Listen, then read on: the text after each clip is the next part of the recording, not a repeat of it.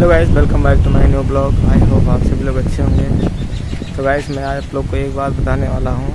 आज मेरे साथ एक बहुत बड़ा घटना घटित हुआ है, क्योंकि मैं काफ़ी दिन से परेशान था और ये करीब 2019 की बात है। हमारे पापा पोस्टमैन थे, वो रिटायर हो गए। तो गाइस, मैं रिटायर हो गए इससे तो बात है, लेकिन मैं बताऊं कि उनके साथ एक बहुत बड़ा घटना घट गया। क्योंकि जो वो रिटायर हुए वो तो ठीक है, लेकिन जो उनकी पेंशन लगनी थी, वो पेंशन की बात हुई कि वो बोलने लगे कि चलो ठीक है। कलेक्टर साहब बोले ठीक है, हम करवा देते हैं। अब कलेक्टर साहब हमारे बोले ठीक है, करवा देते हैं। करवाए क्या, वो उनके साथ बहुत बड़ा घटना हो गया। क्योंकि वो उनकी जो पेंशन है वो 2019 से आ रही है और हम काफ़ी दिनों से परेशान थे कि अब लग जाएगी, अब लग जाएगी।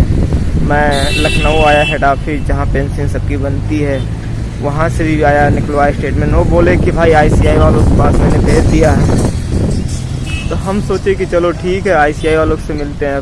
मैं बैंक गया बस्ती, जहाँ मेरा निवासी है, जहाँ के हम रहने वाले हैं। मैं बस्ती पहुँचा तो वहाँ पर भी पता चला कि अभी तो कोई पेंशन ही नहीं आ रही है आपकी, आप कहाँ से लगवाएं पेंशन, दोबारा आप जाके बात करिए।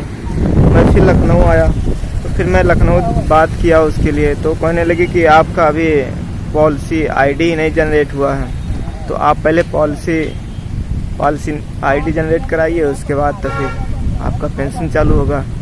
तो गाइस, मैं काफ़ी दिनों से चक्कर लगा रहा था बैंकों में कि अब लग जाएगी, अब हो जाएगा। बोल रहे थे कि हाँ ठीक है, 15 दिन बाद आना, 1 महीने बाद आना। ऐसे करते करते मेरा 2 से ढाई साल निकल गया।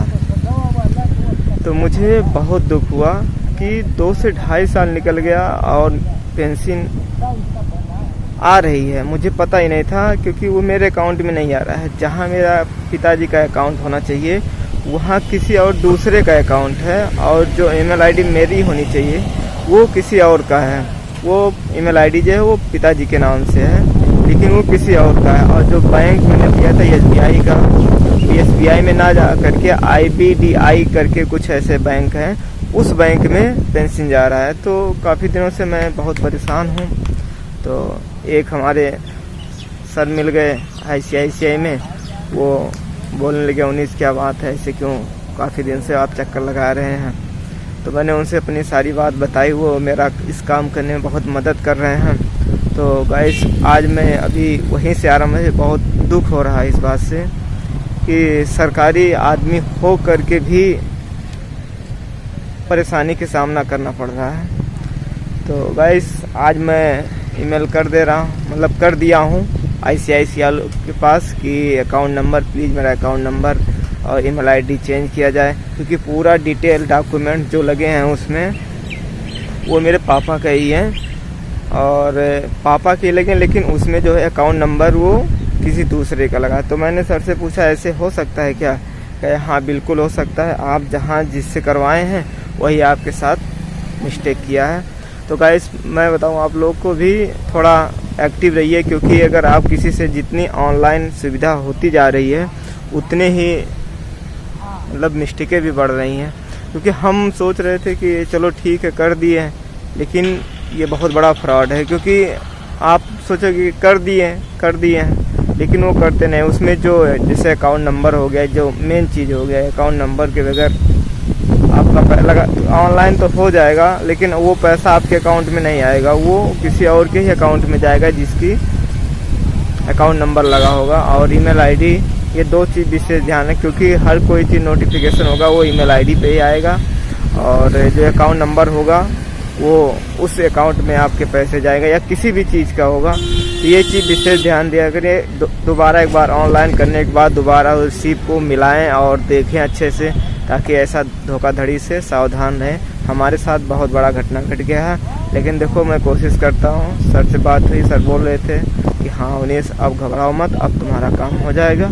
तो गाइस, मैं जानता हूँ कि जहाँ तक उम्मीद है कि मेरा काम करवा देंगे। तो गाइस, काफ़ी दिन से बहुत परेशान थे, लेकिन अब थोड़ा तसल्ली मिली है, खुशी हो रही है कि चलो कम से कम। तो बोल रहे थे कि चलो ठीक है हो जाएगा, आप घबराइए मत, अब आपका काम आसानी से हो जाएगा। तो अब मैडम कल मैंने आज रिप्लाई मतलब मैसेज किया है जीमेल पे, वो उसका रिप्लाई आते ही मैं बैंक जाऊंगा। बैंक से फिर डॉक्यूमेंट पूरा चेंज करेंगे और डॉक्यूमेंट चेंज करने अकाउंट नंबर और ईमेल आईडी मेरी लगेगी। तो मैं गाइस मैं आप लोग को बता दूं, कोई भी चीज़ अगर आप कर रहे हैं तो थोड़ा सावधानी के साथ, जितनी ऑनलाइन काम हो रहा है उसमें उतनी ही धोखाधड़ी हो रहा है, क्योंकि हमारे साथ हो चुका है। तो मैं ये चाह रहा हूँ कि आप लोग भी थोड़ा एक्टिव रहिए, क्योंकि अगर किसी भी साइबर कैफ़े वाली दुकान पे जा रहे हैं तो ये चीज़ विशेष ध्यान दें। जैसे स्कॉलरशिप हो गया, स्कॉलरशिप पे अगर आप ऑनलाइन करा रहे हैं तो उसमें भी 2 चीज़ देखिए, फ़ोन नंबर, ईमेल आईडी और अकाउंट नंबर, ये 3 चीज़ ज़रूर से ज़रूर मिला लें। उससे अगर आपका ईमेल आईडी हो चेंज रहेगा तब भी आपके पास नोटिफिकेशन नहीं आएगा किसी प्रकार का, और अगर आपका अकाउंट नंबर ही चेंज है तो वो तो पूरी तरह से आपका ले लेंगे, किसी भी तरीके से आपको छोड़ेंगे नहीं। तो ये चीज़ विशेष करके आप लोग भी ध्यान दीजिए गाइस, क्योंकि हमारे साथ हुआ है। तो मैं सोच रहा हूँ आप लोग भी थोड़ा एक्टिव हो जाइए इसके प्रति, क्योंकि ये अपना तो बर्बाद होते ही दूसरों को भी बर्बाद कर देते हैं।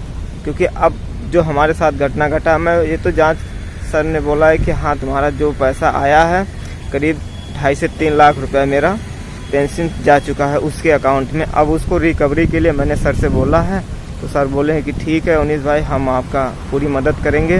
तो मैं कल जैसे ईमेल का अगर शाम तक आज ही आ जाता है तो मैं आज ही उसको बैंक जाके फिर डॉक्यूमेंट पूरा चेंज करके, मतलब अकाउंट नंबर और ईमेल आईडी चेंज करके, और अपने पापा जी का ईमेल आईडी और अकाउंट नंबर लगवाएंगे। तो गाइस थोड़ा आप लोग भी सावधान रहिए और एक्टिव रहिए, क्योंकि जितनी ऑनलाइन सुविधा हो रही है सब बर्बाद कर दे रहे हैं।